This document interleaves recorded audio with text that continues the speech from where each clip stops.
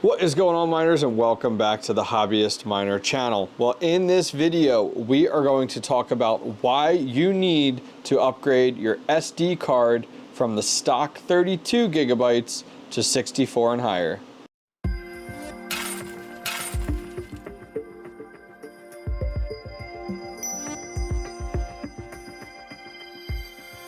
What's going on, guys, and welcome back. So tonight we're going to talk about the MNTD Goldspot miner, and I've had some issues with it recently. About over a week ago, I had a time period where all of a sudden it went offline, and it was really odd because everybody knows that the Helium, Helium Explorer and Hotspot, everything's delayed with the Helium network. You make a change, you got to wait a week in order to actually see it happen. But it was saying it was offline, and I climbed up in my attic, it was up and good to go. I could ping the IP address that I had set and reserved it with on my network. So it was really odd that I was getting this. So after about 2 days, I unplugged it and plugged it back in, and everything was good to go.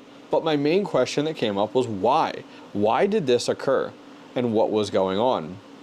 So over on our computer here, I wanted to show you guys, there is a link. This came out 7 days ago, actually. And it says, I need to replace the micro SD card on my hotspot. And this came out directly from the team over at MNTD. And let's take a look. It says, you may need to replace or rewrite the micro SD card that comes with your hotspot if it shows disk errors and diagnostics, is not booting up, shows a solid or flashing green status LED, so keep an eye out for that one, shows a very old block height, and or firmware version, or if it is stuck in the same block after 2 diagnostics done in 24 hours apart. So this last part here is what I ran into. So what occurred was I got a message around that time period that said that my miner, like in the Helium app, that said like my miner, something like my miner hasn't been doing much and is like 8,300 blocks behind or something, or hasn't done anything in 8,300 blocks. And then the next day, nothing. And the next day after that, it said it was the same thing, but like 2,500 blocks. So I believe that's what I ran into at this last part here, where it says it's stuck in the same block after so much diagnostic. So what they recommend here, and they even say here, look at this, the card is considered a consumable wearing user replacement part. So they put that right back onto you, which is really funny because we just got this in. And they do say that this procedure should only be used for MNTD, any of the RAK version 1.5 or the version 2 hotspots shipped in 2021 and after. So none of those older original ones. So you can see here, it says some prerequisites. You have to download a firmware, which is really easy. Just click the link and they're going to keep this updated. And you can see in the firmware itself, it has the date of January 4th. And right now we are on the 17th of recording this here. And then you do need Bellina Etcher, which is a great tool. And then an option here, a new replacement micro SD card. So I am increasing mine from 32 to 64. And based off of my reading, they actually say it here, 64. There's actually a post that came out that you can see, and I need to track it down. I'm going to try to do my best to go ahead and summarize it. But all new MNTD Goldspot miners will come with a 64-bit gigabyte high endurance card instead of the 32 that they're currently shipping with now moving forward. Based off of what I've found and heard, this is because of some of the blockchain and the growth of the blockchain with Helium, but I don't know all the details. That's not really my forte, but I am summarizing what I have read. So jumping down here, it's going to go ahead and show us the procedure to go ahead and do this. So I'm going to go ahead and walk through this step by step myself. So step 1 is going to be power off the miner. Done. Step 2, carefully peel off the tape protecting the micro SD card slot. It is below the gold/black sticker on the side of the miner where the antenna is next to the status LED. So take it, here's the antenna side, and actually it's right here. So you can see this is, I thought this was a piece like a plate. This is actually just a really thick piece of tape. So let me go ahead and remove this, and then we'll see what we're dealing with inside. Okay, so let's try to get this on camera here the best we can. See if we can do this. So this is just a piece of tape. There we go. Look at that. You see it? You can start to see it peeling up right now. There's no way this is going back on the way it should. This is like I don't even want to call this a piece of tape. It definitely feels like a small piece of metal. So this is actually a tool from my iFixit kit, if you guys have one. I love these kits. I think they're awesome. They work really, really well. So I'm just going to get this up high enough. Look at that. Wow. Wow, that is no joke. That tape will never go back on. So I'm going to keep this and see if we can get it back on though. All right, so let's put that aside there and take a look. It is not like a clean pull off of tape. Look at that. That was not meant to come off ever. And you can see there's actually the card right inside there. Okay, so jumping back to our instructions, remove the micro SD card inside. There's a small lip on the bottom part which you can use to pull it out. Some people prefer to use tweezers. So let's go ahead and do that. Okay, so we have our tweezers here from our iFixit kit. Let's see how we make out here. These are pretty big tweezers, so we'll see if this is gonna work for us or not.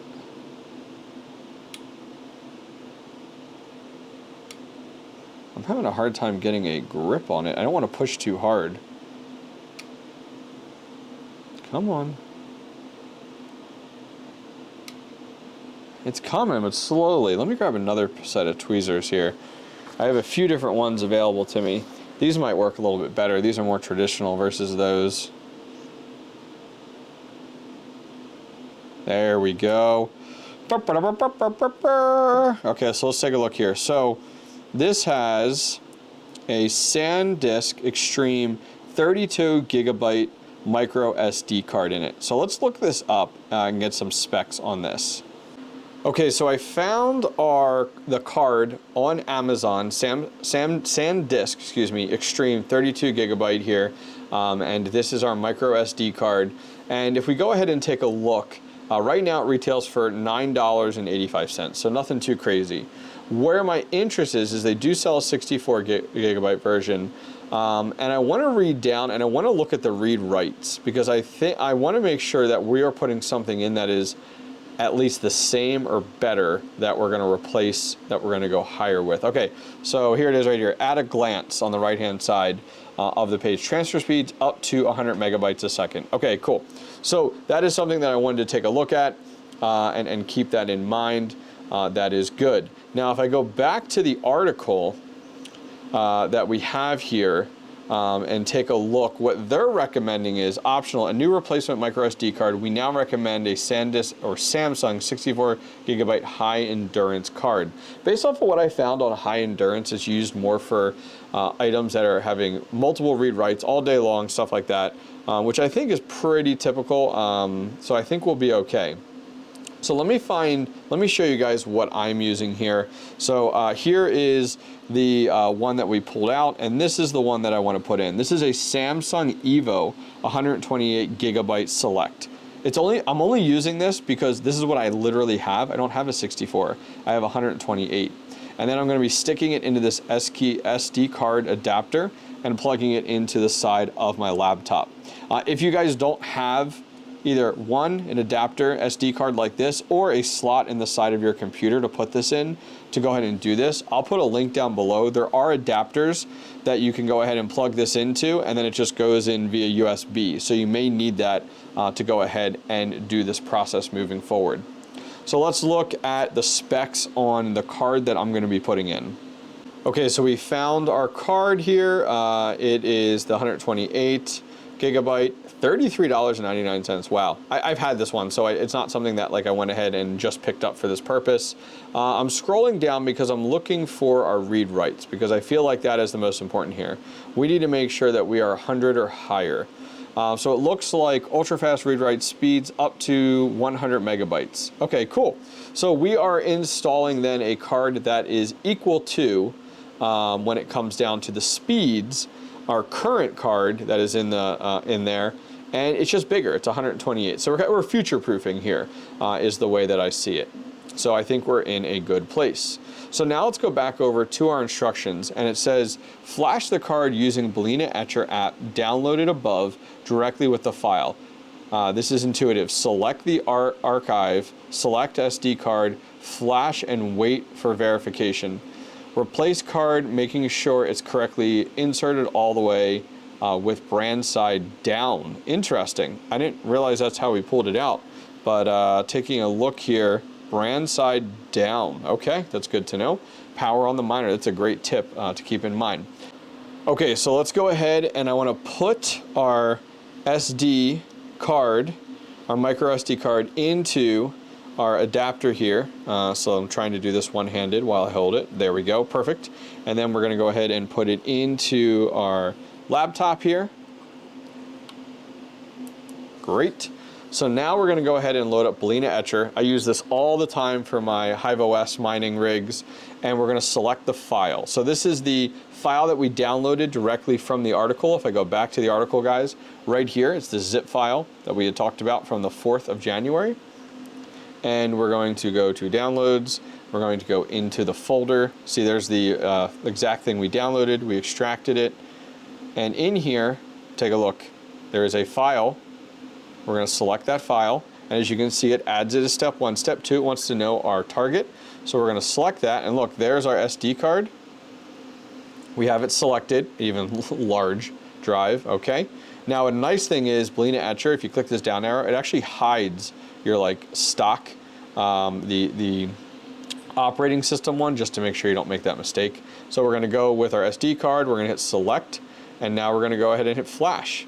So it's going to warn us and let us know, like, hey, it's erasing everything on here, and we're gonna say, yep, I'm sure, let's go for it. So now it's gonna go ahead and start the process of taking that image, which is the firmware, and it's gonna go ahead and it's going to write it directly to the SD card. So let's give it a few minutes to let it finish. There we go, off to the races, and we'll check back in a moment. Okay, so it is finished. It actually pops up in Windows, asks us, do we want to format it? No, we do not. It asks us, do we want to make another one? Nope, we don't. So we're going to go ahead and close this. Now what we're going to do is on the left-hand side here, we're going to pop this out. There we go. And let's take a look at our instructions to see what we need to do next. So we did finish the flashing, and now it wants us to here. We finished that. And now replace card, making sure it's correctly inserted all the way with the brand side down. Power on the miner. Okay, so let's jump back over and to our miner here and get set up. Okay, so we have our miner. We're going to take out the card here. We don't need that. Here's our old one. Here's our new one. And based off of our instructions, it's telling us that we need to have the brand side down, which means this is going to come towards us, and this way is going to go up. So we want to take this and we want to put it inside here, and there's a slot. It's just a little bit farther in there. Now the odd thing is you could almost lose your SD card if you don't put this in perfectly. So take your time, because you could put it in and it could go under. There's enough room that it could go lower than the slot and then it falls to the bottom. So we are putting brand side down, and we're going to go ahead and just push this in. And I'm going to take this tool, another tool from our iFixit kit, and we're just going to push that in all the way. Can't go in anymore. And it doesn't snap in, like it doesn't push down and then like give you like a spring back. If you guys remember, like when we took this out, it was just in there. You didn't have to do anything. So it just sits in there. There's no reaction you're going to get from pushing this down where it like clicks in or anything like that, based off of what I've read. So our card's in there. We can see it's not kind of coming out. It's flush, good to go. So now the next step, based off of our instructions, is we do need to go ahead and take our tape. And I'm hoping for the best here. I'm hoping that, because man, this is like, I don't know that this is going to re-stick on here. Let's be honest here. I just don't know that this is really going to work out, which is a shame.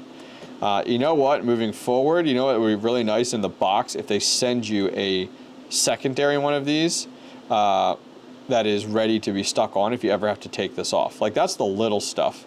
So MNTD, if you're listening, which, you know, I doubt you are, but if you are listening, that would go really far with us as miners. But I also understand why you don't, because in reality, you should never have to do this. Like, I think that's where their mentality comes from, is you should never have to remove the SD, you know. But hey, here we are today, and we are upgrading our SD card. So I'm just trying to get this to like get a seal on here the best we can. This is probably entirely overkill as to what we're doing, but hey, I'd rather it never come off again, you know?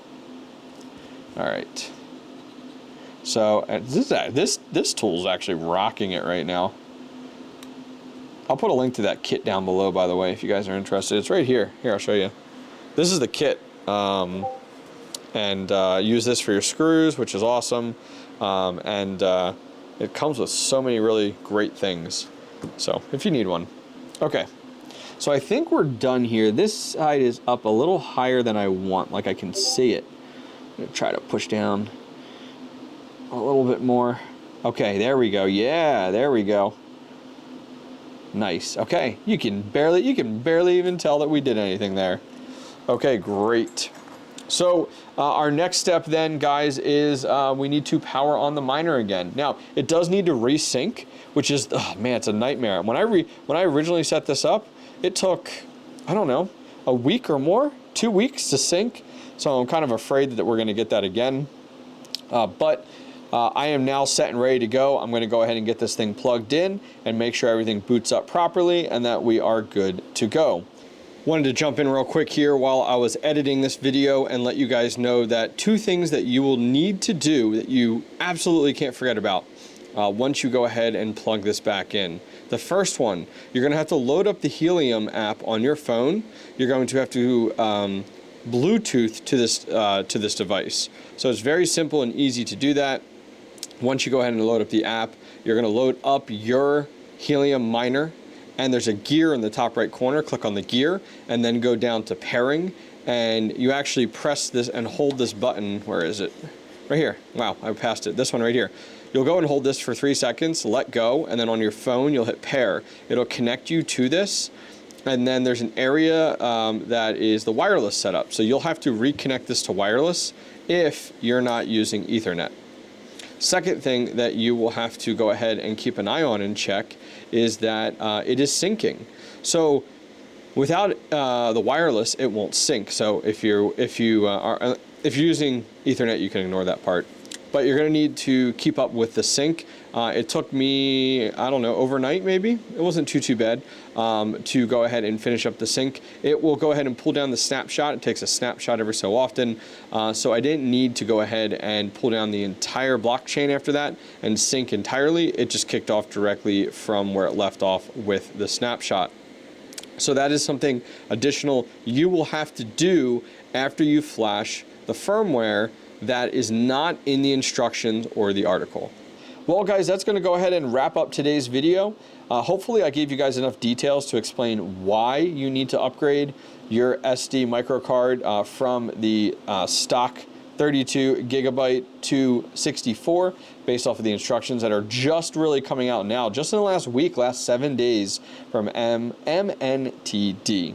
If you guys are helium mining, I would love to hear from you guys. I am just getting into this new. I have a few helium mining videos out. One, my unboxing of my original setup. I have a second one of a 2-week profitability in a windowsill and a 30-day profitability moving this to my attic, which has worked out really well, making about $15.50 a day right now up in my attic, mining this with just the stock antenna, and we will be updating this to a 5.8 and then also an 8 dB antenna on the outside of my home, and we'll be doing 2-week tests with that. So I'm super excited to share those with you guys.